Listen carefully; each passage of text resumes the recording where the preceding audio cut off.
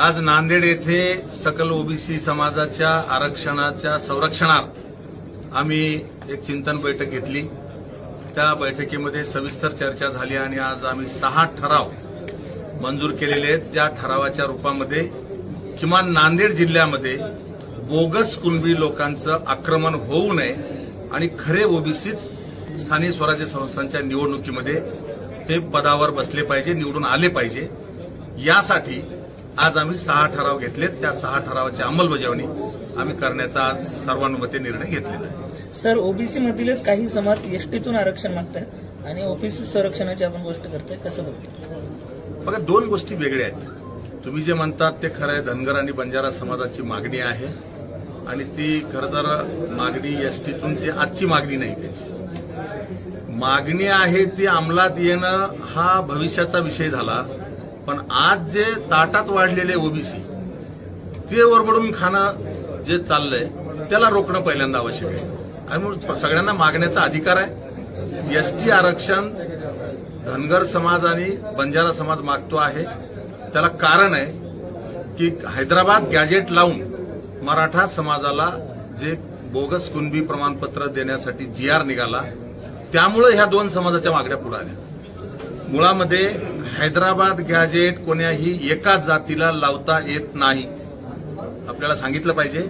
त्याच हैदराबाद गॅजेटमध्ये जसं कुणबी शब्द वापरलाय, कुणबी मराठ्यामध्ये बी आहेत, कुणबी लिंगायत सुद्धा आहेत, तसेच कुणबी जैन आहेत, कुणबी बंजारा आहेत किंवा कुणबी कोळी आहेत, गॅजेट आहे माझ्याकडे।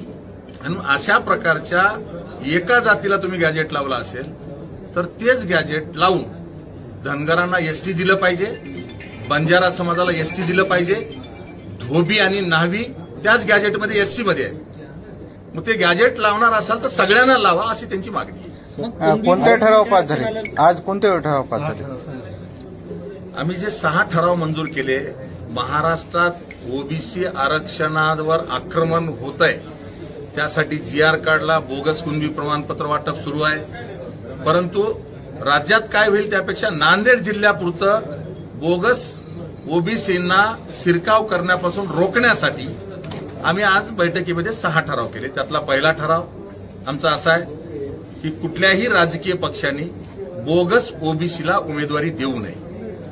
दुसरा ठराव आम्ही केलाय, मतदारांनी त्या प्रवर्गामध्ये बोगस ओबीसीला मतदान करू नये, ओरिजिनल ओबीसी उमेदवारालाच मतदान करावं। तिसरा ठराव आम्ही मंजूर केलाय, जे ओबीसी मधूनच असतील आणि उमेदवार असतील आणि ते जर एकापेक्षा जास्त असतील तर त्यातला चळवळीत आणि ओबीसीच्या हक्कासाठी जो लढणारा आहे त्यालाच मतदान करावं। चौथा ठराव आम्ही केलेला आहे, असे बोगस कुणबी प्रमाणपत्र घेऊन जिल्हा परिषद गट, पंचायत समिती गण किंवा नगरपालिका महानगरपालिकेच्या वार्डात जर कोणी उमेदवार भावी उमेदवार म्हणून फिरत असतील तर त्या प्रभागातल्या ओबीसी चळवळीतल्या कार्यकर्त्यांनी त्या व्यक्तीचं बोगस कुणबी प्रमाणपत्र काढल्याचं जातीची तहसीलदारकडची फाईल आणि जात पडताळणीसाठी दाखल केलेली फाईल ही माहिती अधिकारामध्ये काढावी आणि निवडणूक सुरुवात व्हायच्या अगोदरच त्यांचं प्रमाणपत्र उच्च न्यायालयामध्ये चॅलेंज करून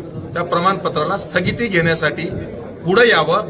आम्ही जिल्हा पातळीवर 11 जणांचा एक फोरम करतो आहोत, आम्हाला संपर्क करावा, त्यांना आम्ही मदत करू आणि बोगस कुणबी जे येत आहेत त्यांना रोखण्यासाठी न्यायालयाचा आधार घेऊन आम्ही त्यांना रोखण्यासाठी प्रयत्न करू। हा आमचा त्याचा पुढचा ठराव आहे। मराठवाड्यामध्ये मोर्चा आहे 29ला, काय आपली भूमिका त्याबाबत? 29चा मोर्चा मला माहिती नाही किंवा नेत्यांना पण माहिती नाही, किंवा 29च्या मोर्चाला शिवा संघटना म्हणून माझा पाठिंबा नाहीच।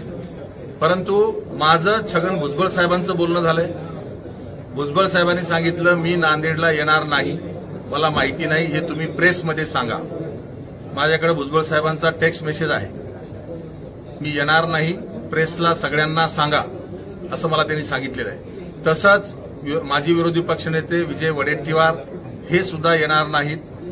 तसंच कालच माझं धनुभाऊ मुंडे यांच्याशी बोलणं झालं, त्यांनी सांगितलं की हा विषयच माझ्यापर्यंत आला नाही, त्यामुळं मला माहिती नाही कोणी ठेवलं आणि कोणी नावं घेतले।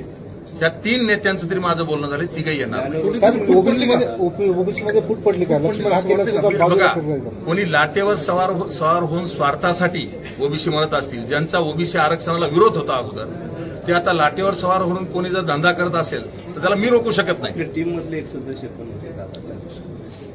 माहिती नसताना गेले असतील की काय होतं त्याला.